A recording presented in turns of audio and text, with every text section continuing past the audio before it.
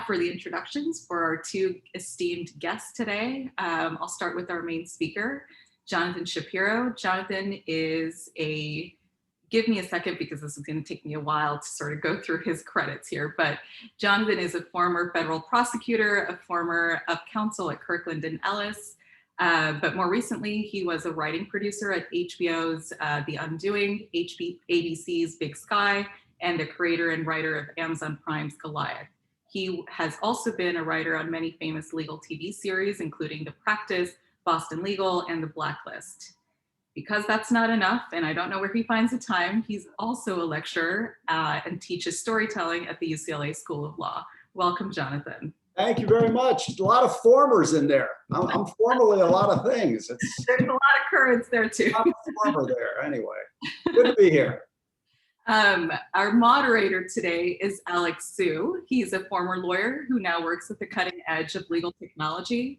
Currently, he's the Director of Business Development at Evisort, a Series B enterprise contracts technology company backed by Microsoft. He's also the creator and host of Meeting of the Minds Live, a live webinar series discussing topics related to contracts. Previously, he was an associate at Sullivan & Cromwell and clerked for a federal judge. He's also the TikTok star, where you've probably seen his videos on your LinkedIn feed, where he makes silly videos poking fun at the legal industry. If you haven't checked out his videos, I highly recommend that you do. A very warm welcome to you both. A few housekeeping matters before we get started here. I encourage you all to send in your questions in the chat box on the right here. I will be monitoring the chat box throughout the entire discussion, and we won't have a dedicated Q&A time at the end, but feel free to send in your questions at any point during the webinar, and I will send those questions to Alex. So feel free to send the questions to me directly, or you can have it for everyone to see. With that, I'll let Alex kick off the discussion. Thanks for having me, Nisa, and thanks for that introduction.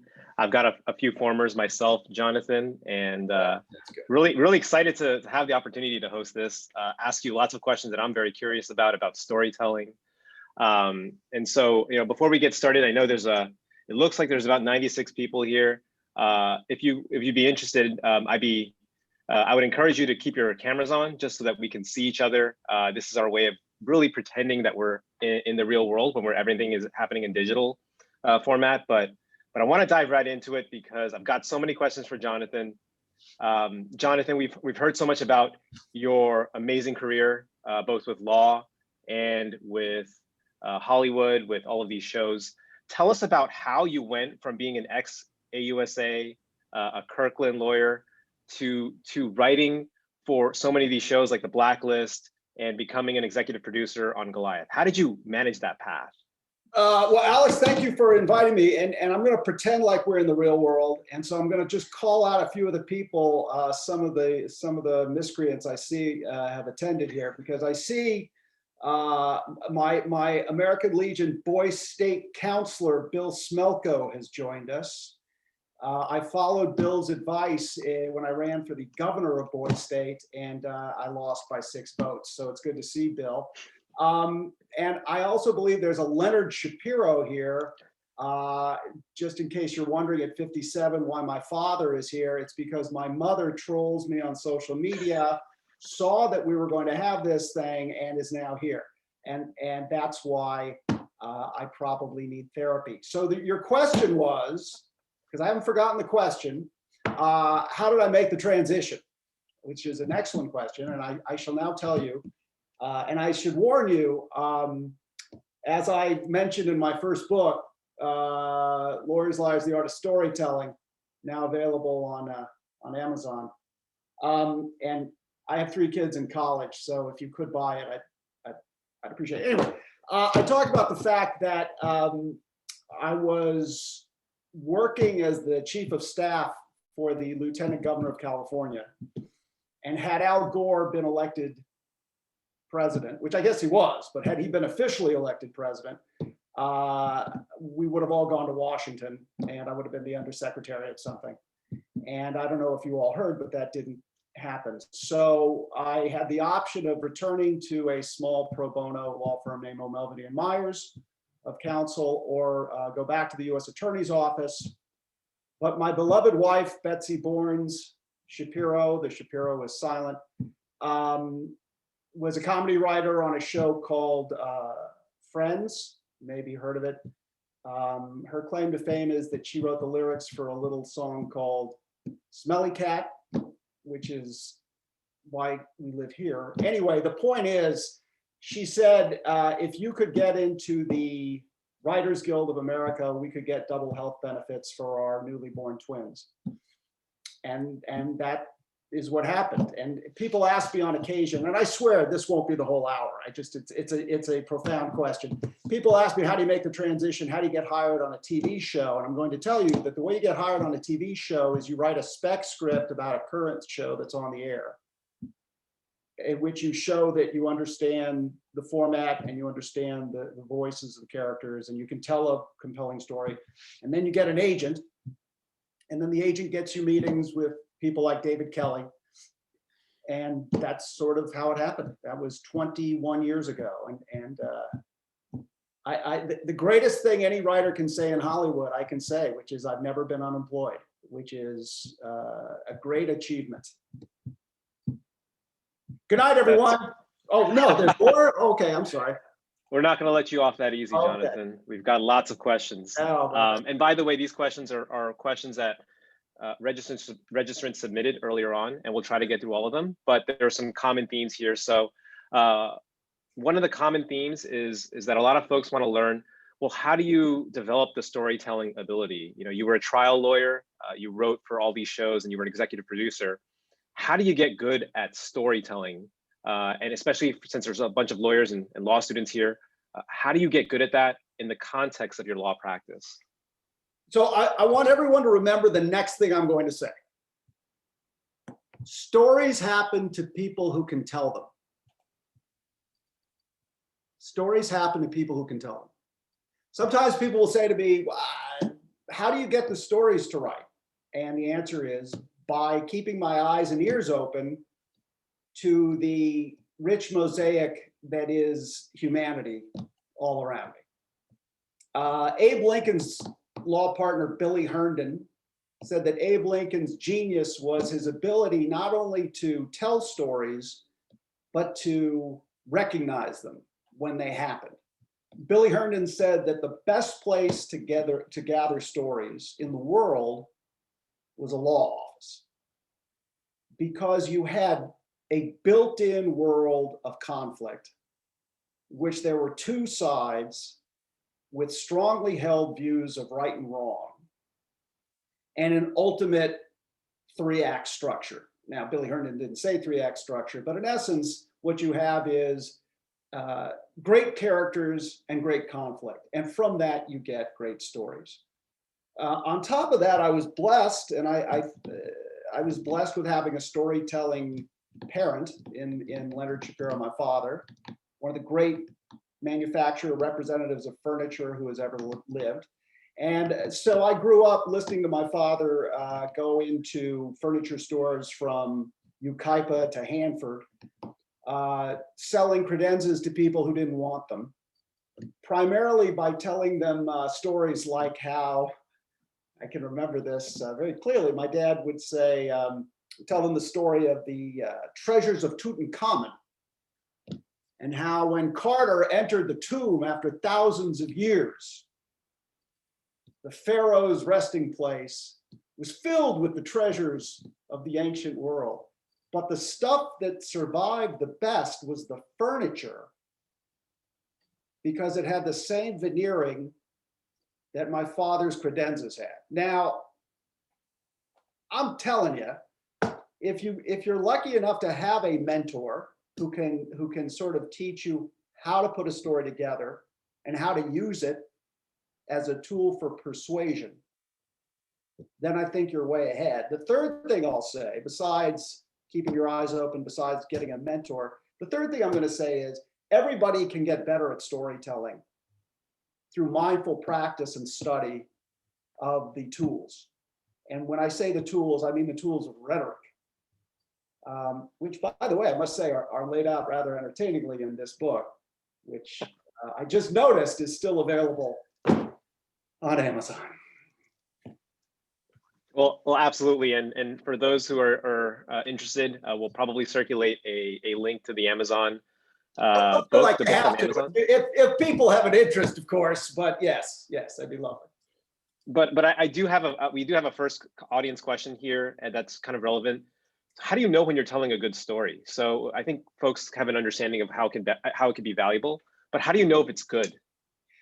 Well, I use the word mindfulness, and a great storyteller is a great listener, and is an active listener, is an empathetic listener, is someone who is eager to hear the voices and to hear the facts and to hear the emotions in someone's voice. By the same token, if you're not able to read the room, if you're not able to feel how your story is going, you should be an appellate lawyer who just does everything on paper.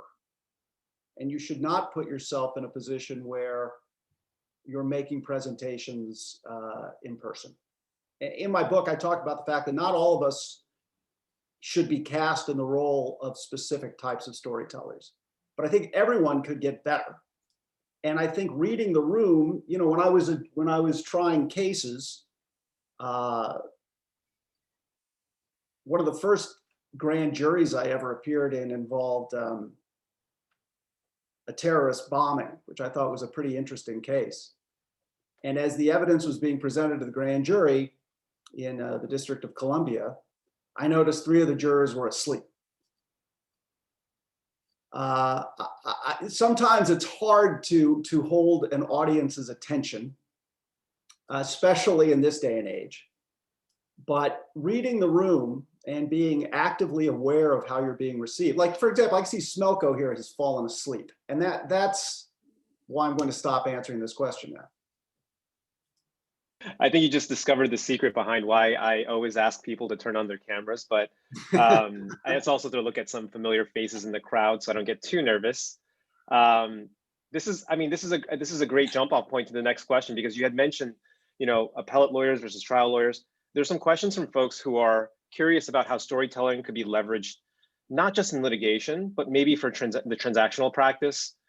Since I think we have a lot of different folks from all sorts of different types of practice, some law students who are thinking about different types of work, what advice do you have when it comes to storytelling for different contexts? Is there some way you can use it in corporate practice, for example? Yeah, so I'm so glad you asked that, because I think people think in terms of storytelling for trials and for litigation. And my view is that as lawyers, everything we do involves storytelling, everything.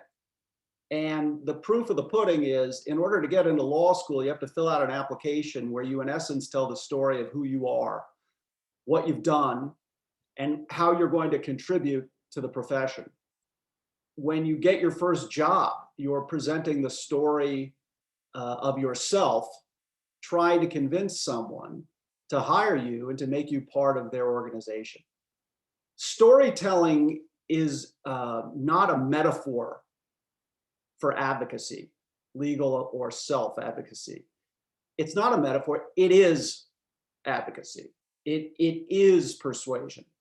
And so I believe, and I urge my law students and anyone in the legal profession to realize that everything you do is storytelling.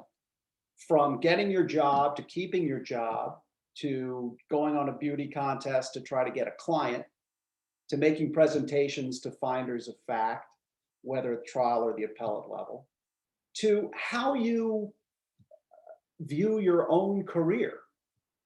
That is, all of us became lawyers, I presume, because we had some sort of a narrative in our minds about what law would be like for us and with us in it. There's a statue in the Gray's Hall in London where the lawyers meet, and it's a statue of a child, and the child is reading a children's book. And underneath the statue, it says, "Even lawyers were children once." To me, one of the reasons we have to rethink law school is because we've lost the ability to teach storytelling, rhetoric, and narrative And so we don't have lawyers who are able to convey not just their case or their position on a particular matter, but the significance of the profession in a civil society. And I think so. In the court, you asked specifically about the corporate world, and Kirkland and Ellis does some of that. And I remember making a presentation with some IP lawyers in a corporate matter where we were telling the story of how this money, how these funds could be invested for a new IP project. That was just storytelling. And matter of fact, the best storytellers I met in law often were the corporate guys who would tell you the stories of how they put business deals together. So this is storytelling to me is the fundamental skill that lawyers have, because we're in the art of persuasion, and there is no greater way to persuade people than through story. Yeah, and I think you're absolutely right. When I first started off in law school, when I did interviews, I used to read through my resume and say, this is what I did. I worked here, then I worked there. And it just didn't seem like it really had an impact. But over time, I started to craft this story to connect the dots and say, this is where I was headed. I came from a family of immigrants and always wanted to be polished and wanted to become a trial lawyer. And that's why I'm choosing litigation. Just that 3 sentences, I think, changed everything in my interviews. And I've found that it's super useful as I'm pitching legal technology now in my day job. And so I'm curious, I think interviewing is a great area of opportunity for using storytelling. What about for other areas where you're saying, there's a question here from the audience about negotiations. Can you use storytelling in negotiations? And have you seen people do that? Do you have experiences with that when you were practicing? And how do you leverage storytelling there? So one of my favorite negotiation storytelling stories is the late Bruce Hockman, who was a bit of a legend here in Los Angeles. His son, Nathan Hockman, good friend, was an assistant U.S. attorney with me. And Bruce was a renowned tax attorney. And one day he came in to negotiate a plea deal for his client. And Bruce started by saying that he himself was an immigrant and that his clients were immigrants. And then Bruce told me the story of their lives as Jewish immigrants and as victims of the Soviet mistreatment of Soviet Jewry. And as a Jew, I should understand what they've been through, et cetera. And then I said, Bruce, that's a magnificent story. You do know your clients are Catholic, right? And Bruce said, so no deal? And I always liked that story only insofar as it reminded me that a great story better be fact-based even in negotiation. And one of the banes of my existence, both on the civil side and the criminal side, is for some reason people think that great storytelling in negotiations involves threats and a hard edge that suggests the strength of the position versus the weakness of the other position. Abe Lincoln was famous for, in his stories, particularly representing the railroad, particularly in negotiations, telling stories in which he emphasized how close the two sides were. Lincoln was famous in his storytelling to concede as many points as possible so as to narrow the negotiation field and to get to a compromise sooner. So to me, a well-chosen story that's actually based on the facts, that doesn't look to intimidate, doesn't look to overawe, but actually tries to find common ground, I think is very useful. Yeah, and I think the way to find common ground often is to reference, I don't know if it's common plots or relevant, topical, current events. There's a question here from the audience.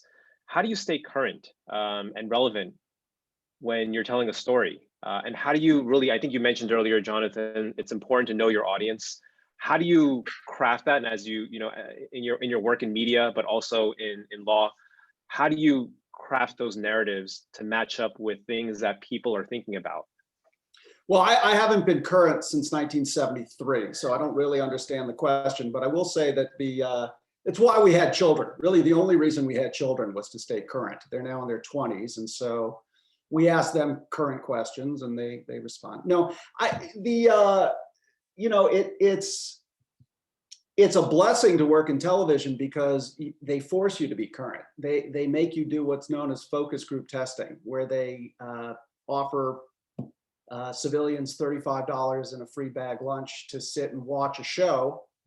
And then as they're watching it, they have dials in which they dial up if they like what they're watching, or dial down if they don't like what they're watching. And then there's as you would do, as we used to do, mock juries. You sit behind a glass where they can't see you and you can see them, and you hear them discuss the show the way they would discuss a case. And you cannot help but stay current because you're listening to people. They do this in Vegas, they do it in the Midwest, they do it on the East Coast, they do it locally, and then they give you the results. And it is in 21 years, I can tell you that the changes in people's understanding of the legal system, people's anger over what they think is wrong in the legal system, people's distrust of the legal system, people's shortened attention span, but most of all, people's reliance on emotion over logic has been profound. And I've kept all the records of all my shows, and literally there are universal questions that you can see, that you could chart, that in 2000, people respected judges significantly more than they do now. People respected prosecutors significantly more than they do now. Issues that the first script I ever wrote for a TV show was a practice episode, and the real issue was the sexual orientation of a police officer. Well, that could not be, that episode couldn't air now because it would feel 21 years old. And so part of our job as lawyers, as well as TV writers, is to stay current. When I started as a prosecutor in DC Superior Court, if you looked at the questions you were supposed to ask potential jurors, one of the questions was, are you a member of the Elks, the Rotary, or the American Legion?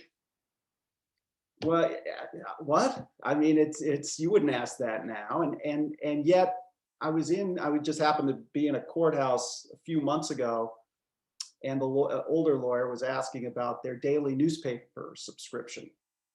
And I'm thinking, boy, that not for a long time. So we're only as good as we are current.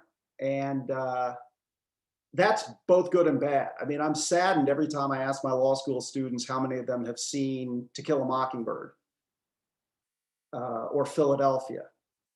And you realize nothing is deader than the recent past. Yeah, and I know you and I have talked about this. Let's kind of dive into this. What do you think's changed in the media landscape over the last, we'll call it right before the recent past, the last 10 years? As someone who works in television, who's executive producer on a streaming service from Amazon, what changes have you seen in that landscape over the last 10 years? The ghettoization of the audience, the fragmentation and ghettoization of the audience. What do I mean by that? David Kelly and I go to Amazon to pitch them a show. And in essence, Amazon says, I'm paraphrasing, but the message was, we don't really care so much about what the show is. What we care is that you cast one of these four people, and that you cast them in a show that has elements of law and elements of a thriller, preferably with sex. Now, go do your worst. And literally, what it comes down to now is, thanks to Amazon's extraordinary algorithms, which is just another way of saying, based on the fact that Amazon knows your sales history and your purchasing history, based on the fact that Amazon knows every single place you ever searched on the Amazon website, as well as every place you went to after, as well as many of the places you went to before. They have a analysis of what actor A is likely to bring in terms of viewership in this kind of a plot in this kind of a show. Because they've tracked how many times that actor has had a hit and sold a lot of things, a lot of tickets, a lot of DVDs, whatever, in those kinds of shows. So if you have all that data, I mean, how does that impact the story? I mean, the storytelling or the story itself? It sounds like it's analytical. Yes, yes, it is. It is analytical. And so a lot of things that really don't give themselves to analytics, nevertheless, analytics apply. I go to the racetrack and analytically, I can tell you which horse is going to win, and yet the horse I bet never does. There's a subjectivity to art that may not lend itself to this kind of analysis. However, having said that, Amazon is right more than they're wrong. Amazon told us if you put these elements into a show, it'll be a hit. They called us the first season and said, you're the biggest hit we've ever had and the most binged show we've ever had. And David Kelly and I got very excited about that. And we said, well, how many people is that? And they said, well, we can't tell you. And we'll never know. It's very proprietary and secret. But why I say it's ghettoized and fragmented is, and you should know the streaming systems are different. Amazon, the show doesn't have to be good. It just has to get you into the tent in the hope that you'll buy shoes while you're there. Netflix, on the other hand, that lives on a subscription model, the shows have to actually be good. So how do the analytics affect the storytelling? There are stories that if there aren't enough potential buyers interested in them, they won't make them.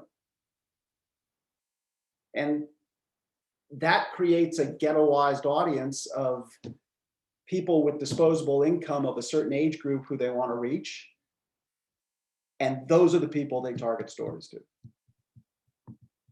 That's super fascinating. I didn't realize that, that's how it all fit together.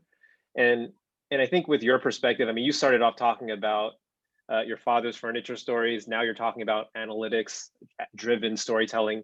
How do you think it's changed over time? If you could paint a broad brush of what's happened, how has storytelling changed over the decades, or has it?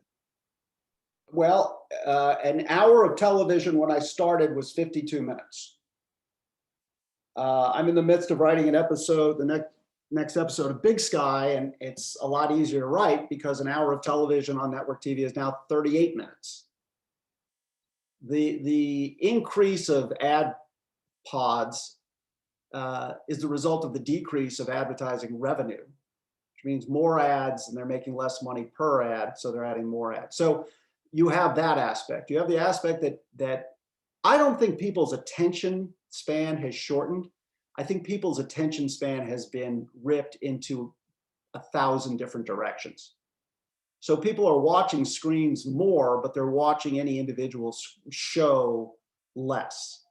There's no longer any sort of a network or even really a streaming platform loyalty. My kids never watch a show when it airs, and they have no idea what platform they're generally watching.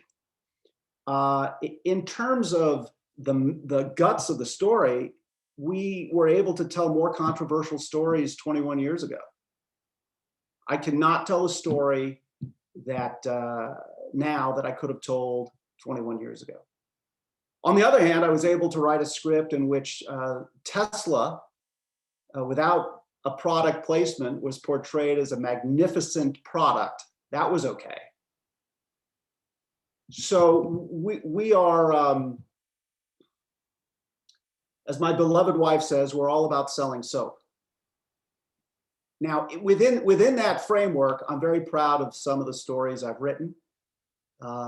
I was very proud to write Boston Legal episodes that won Peabody Awards and that were about things. I think Goliath is about things. I think The Undoing was about Nicole Kidman and her coats, but I also think it was about wealth and the prurient, tawdry age in which we live. So the great thing about storytelling today is it allows for a lot of different levels, but all of them have one thing in common, which if they don't attract an audience and they don't make money, you can't tell them.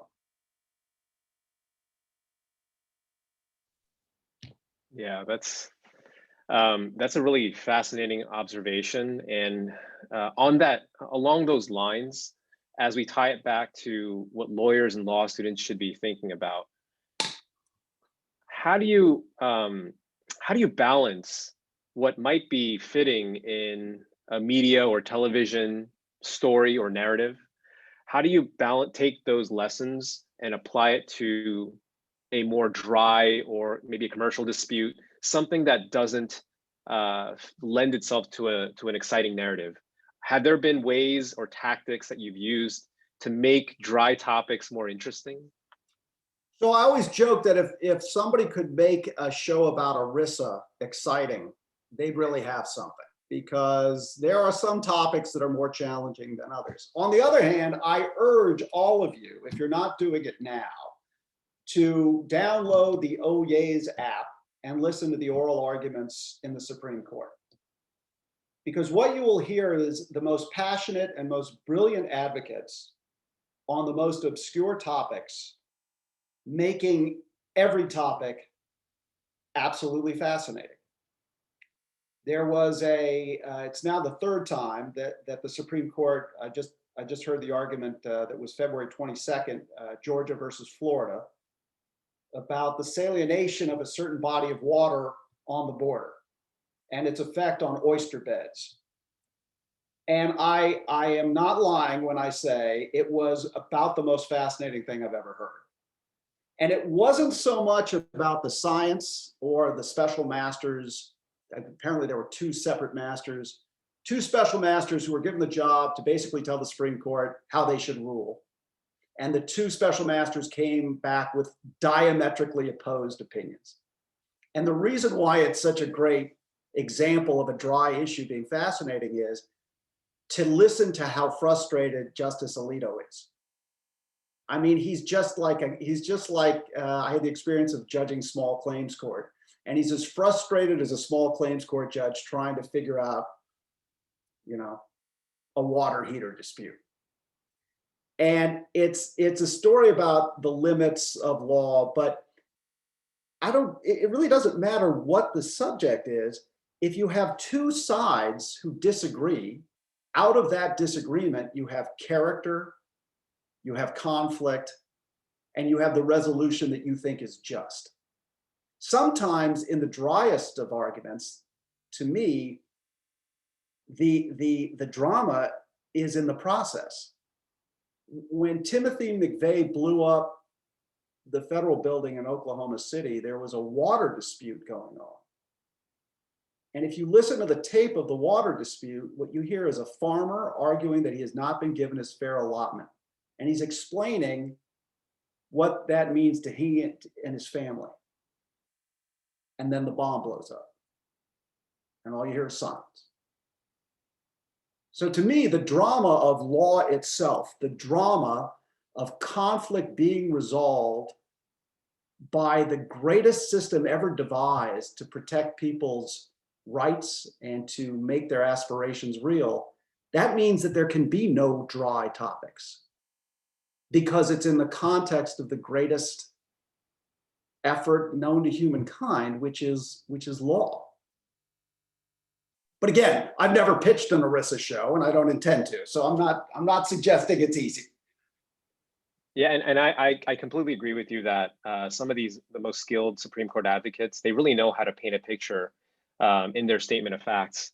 It's something that I've always admired, and I find it fascinating that you brought up Georgia versus Florida, because I don't actually know much about that case, but what I do know is, for those of you who are on TikTok, Bloomberg Law put up a video just talking about Georgia versus Florida. I have it on my phone pulled up here, and they turned that case, a description of that case, into a song that was very popular on TikTok called Sea Shanty, for those of you who are on TikTok. And so that TikTok has right now 75,000 views over the last 2 days. And you couldn't have imagined that it would be, you'd have a new media, short 30-second video that played for, a couple of days and get 75,000 views on this topic, on, oysters and waterways and water rights. It's just, well, this is why I think we live in the greatest time of all. And I feel like lawyers are in the best position to live in these times, because I can only imagine how delighted our founding fathers would have been that 75,000 people on what is a complicated and a difficult water border states' rights issue, 10th Amendment case, draw 75,000 people. And some of those people are going to be on juries, and some of those people are going to be witnesses, and some of those people are going to be litigants, and their experience of the law is going to be informed by that TikTok. Several years ago, the National Association of Women Judges asked me to make a film about what the judiciary does. And it was a response to the Koch brothers' effort to target justices of state Supreme Courts who they felt were not pro-business or not conservative enough, and targeted to recall them and get them off the bench. So the National Association of Women Judges wanted some kind of a nonpartisan statement that makes clear that judges should be impartial, right? I mean, one of the things you find in focus groups is most people don't really know what the judiciary does. Most people who don't go to law school don't really understand that even though judges can be elected in places like California, they're not supposed to be political. And I said I would make the film if they would get Sandra Day O'Connor to narrate it, and they did. And I'm proud to say that it was used, for example, in Kansas by the sitting justices who were able to beat back the recall. This new media ought to be a lawyer's best friend. It ought to be how we present ourselves, how we present our arguments, and how we reach as many people as possible. So I'm delighted and excited that about what you say about TikTok. So is Vines over? I guess Vines is over, huh? No more Vines? No more Vines. No more Vines. Unfortunately, that was 10 years ago, I believe. Yes. Yeah. I actually do want to. There's actually some relevant questions here in the chat that I've been neglecting, so I want to talk about some of these. The most recent one is, what your thoughts are on Jonathan, and I have a few thoughts of my own. How has social media helped or hindered the art of storytelling?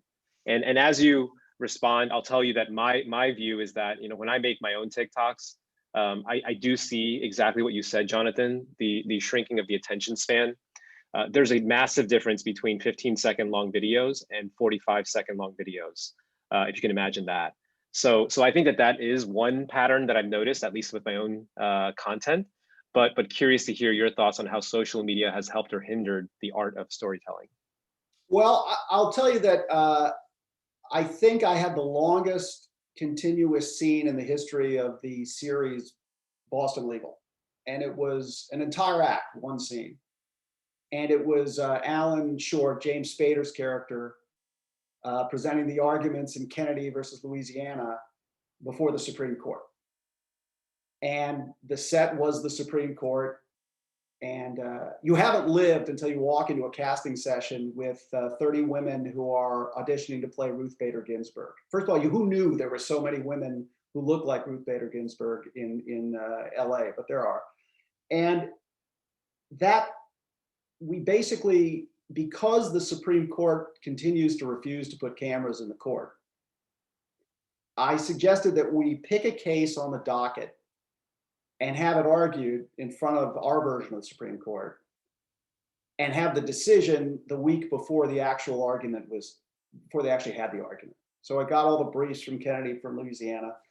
And now it being television, we had to have William Shatner's character have a $10,000 bet that he could get Clarence Thomas to talk. That's not a big thing now, but back then that was a big thing. Clarence Thomas wasn't talking back then. So the idea that you would have a scene that long on network television, impossible. Would never happen now. So, I don't know if people's attention span, again, I don't think it's the attention span. I think it's the driving force of advertising. I will tell you that we were able to summarize the Kennedy versus Louisiana case and have the arguments and have the decision in 42 minutes.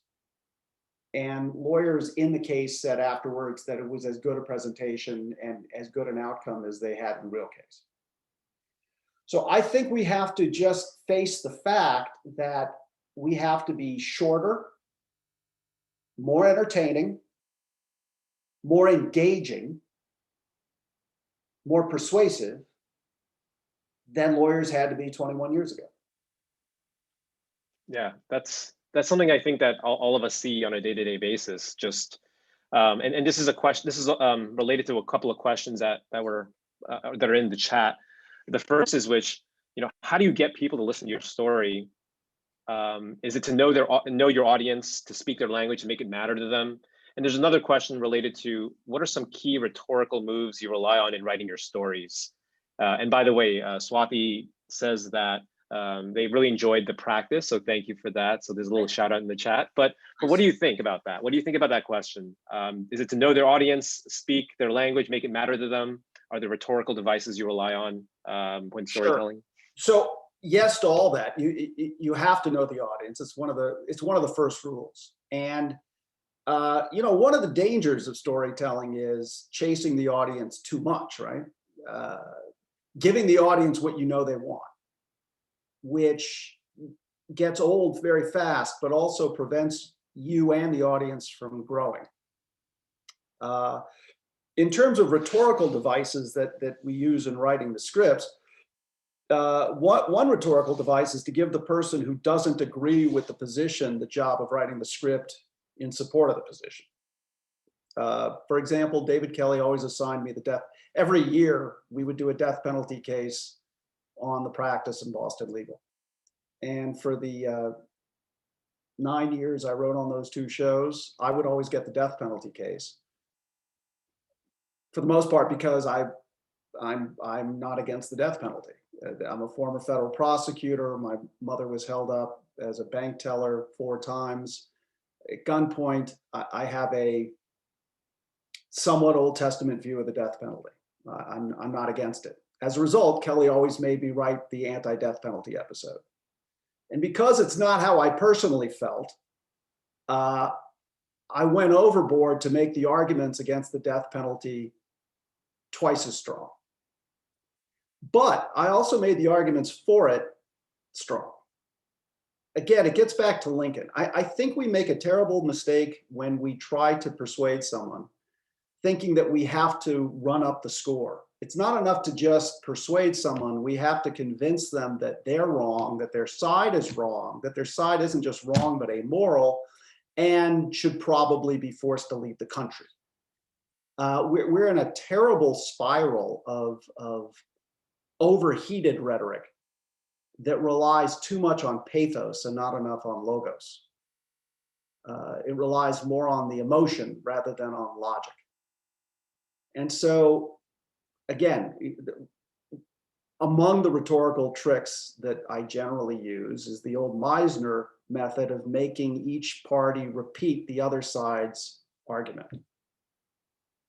And the other side getting to point out how they've misinterpreted, misread it, and changed it for their own purposes. And of course, the third great rhetorical trick in writing all these things is you've got to get to the end of the story with both sides coming out even, so you don't know who's going to win.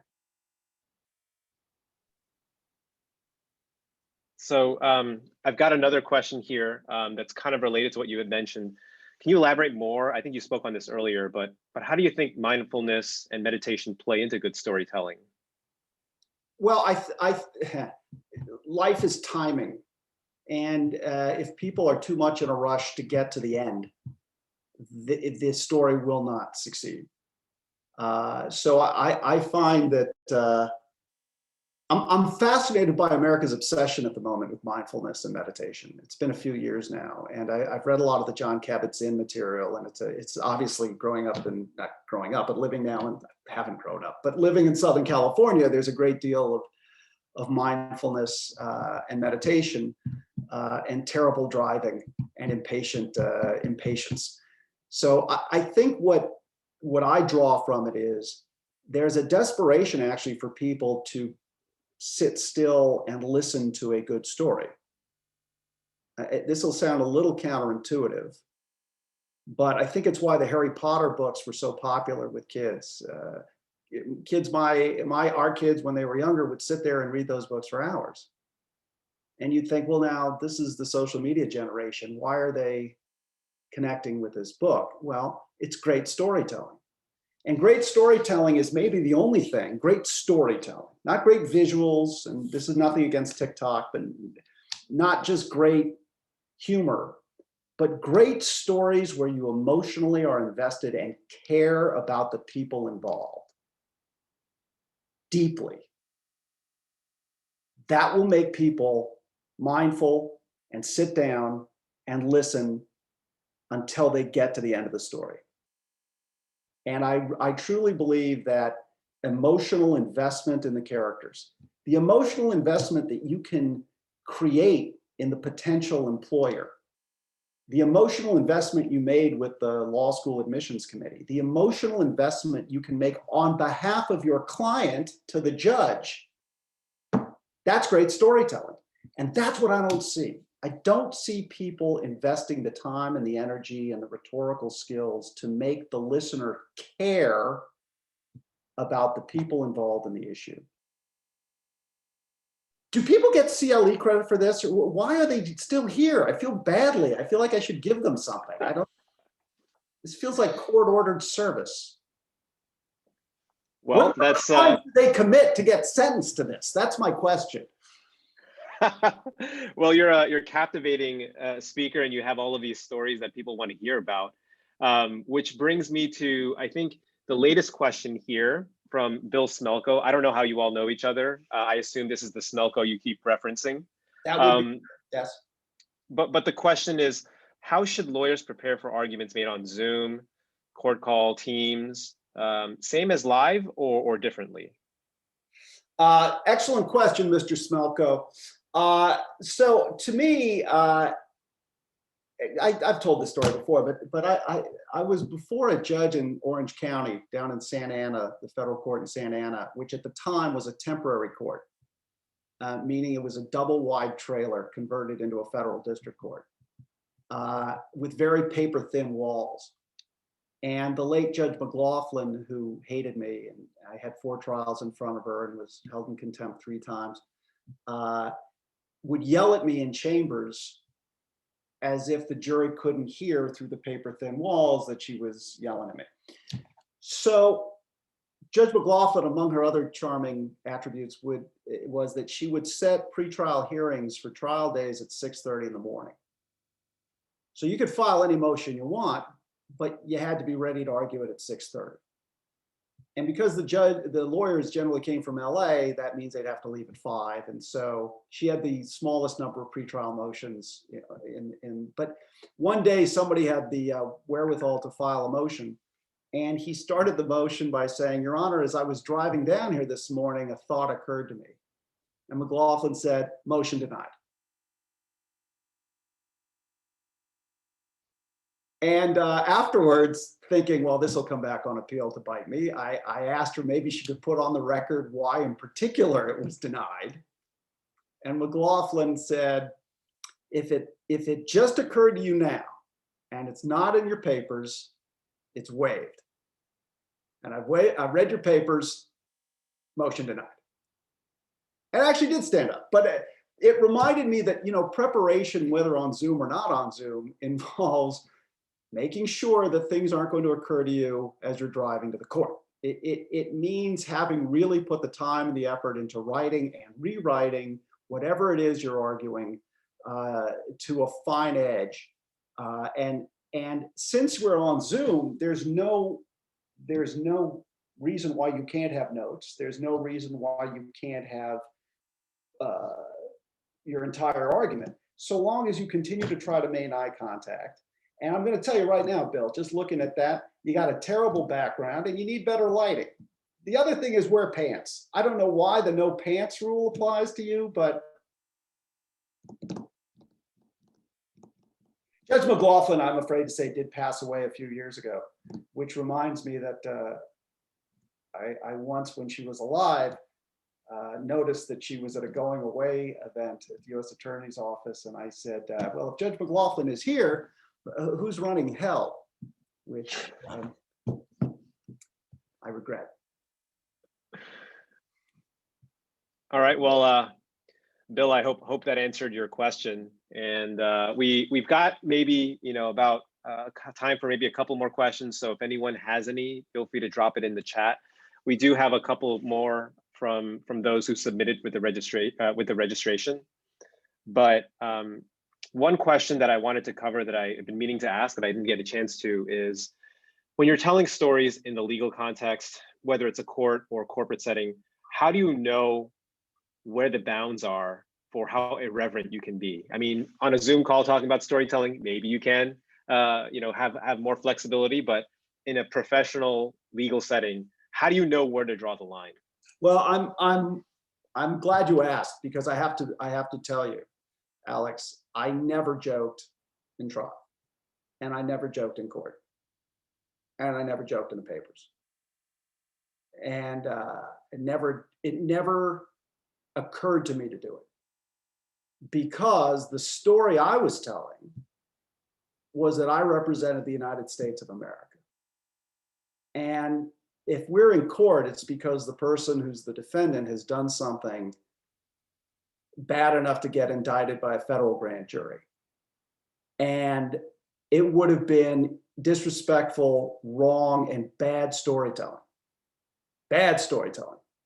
for me to ever use humor in that context. I never did. I did on occasion use irony in cross-examination. I very rarely use sarcasm, which is a dangerous tool to use in a proceeding. I did on occasion use logical arguments to point out absurdities, but I never made jokes. And if anything, I was too serious, to the point where I was once challenged by the judge with a potential contempt hearing for treating my own witness as a hostile witness, which I wouldn't suggest doing. I was more impatient back then. But I suppose the answer to the question is, I think there's plenty of places where irreverence is appropriate in our profession. I think there's nothing worse than the lawyer who takes himself too seriously. The character of Denny Crane was created because we had all worked for lawyers who took themselves too seriously. And I think amongst ourselves, in our offices, dealing with colleagues, we ought to be human to one another. We ought to enjoy the moments of levity. Quite frankly, my career was made because somehow I became the guy who did the going away roasts for AUSAs. And for some reason that just, it became, but that's where I was irreverent. And in those contexts, I was unbearably irreverent. And inevitably, I would say insulting things about judges who would inevitably send me a letter from Chambers saying how much they enjoyed it. But it's a fine line. And in the world we live in today, where people are, I think, appropriately sensitive to being in any way demeaned, you better know your audience and you better pick your slots. And if you're not really funny, please don't try. It's a little like dancing or kissing. Everyone thinks they're good at it, but not everyone is. So I'll say no more. We've got one more question. I think time for one more question, and I think it's a good one to end on, which is, what's your final advice or general advice on how to improve storytelling skills, other than your book, who Evelina just purchased, according to the chat. God bless you. You're the one. Thank you. Amazon called. Yay, I can quit now. I can retire. This is exciting. I should have a bell. I think, and I have always believed that lawyers are in a position to tell the greatest stories of all. And the greatest story any lawyer can tell is the story of their own career. So I'm going to give you very specific advice. I think if you want to be a better storyteller and you want to be a better lawyer and you want to leave your family something of value, you should start keeping a diary. And in that diary, you ought to talk about the things that have happened in your career, the things that were funny, the things that moved you, the things that made you sad. And if you never give it to anybody and you just keep it for yourself and it becomes your own personal script, your own personal novel of what it's been like to be a lawyer, you will have really created something that will benefit your life. Because I believe, like Lenny Shapiro believed,